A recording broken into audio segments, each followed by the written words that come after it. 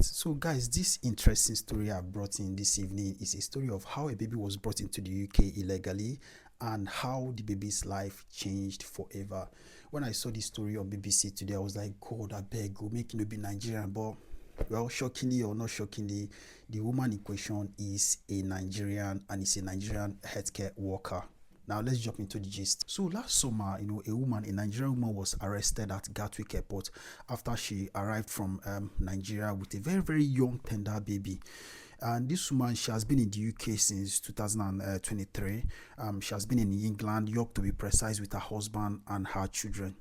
But before she traveled back to Nigeria, she has rushed to the GP, rushed to the GP to say, oh, GP, I'm pregnant. Oh, the BBC has actually said that this trend has been going on for a very long time with Nigerians, where they go to West Africa, they go to Nigeria and they bring babies from Nigeria illegally or lawfully into the UK.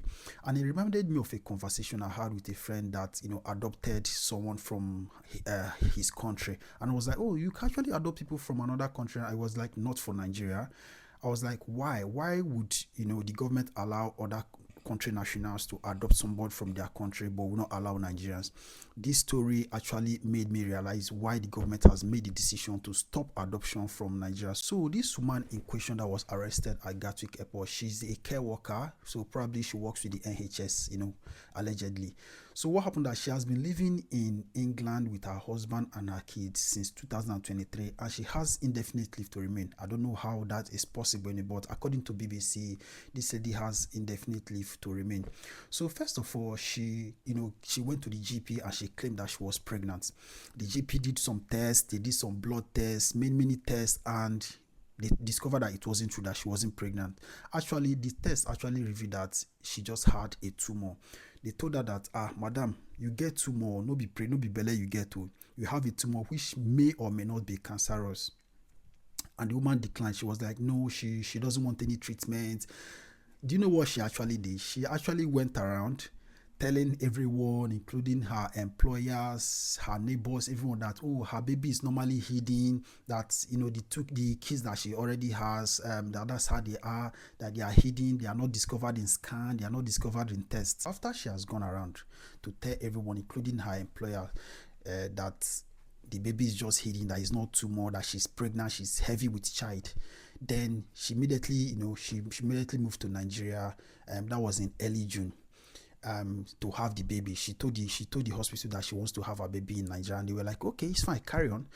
And then she now called the hospital. Probably they thought she was just joking. Probably they thought when she goes there, they will also tell her that it's a tumor, it's not pregnancy, madam. But the doctors were very shocked that she called them from Nigeria to say, oh, I've given birth, I have a baby girl, I told the guy it was not pregnancy, it was not a tumor, it's that it's pregnancy. And the doctor was like, hold on, wait a minute. Like, we have been through medical school, we've done all the blood tests, we've done all the scan, and we know for sure that this is not a baby, that it was a tumor. Doctors were very, very confused. They had to call children's services ASAP, and they were just waiting for this woman at the airport, Gatwick Airport. Immediately she just touched down, the English police just arrested her immediately. First of all, they took the child and they placed the child in foster care. Then investigation started. This is where it gets interesting, guys. First of all, they did a DNA test. First DNA test between the woman, the husband, and the child, and there was no link at all.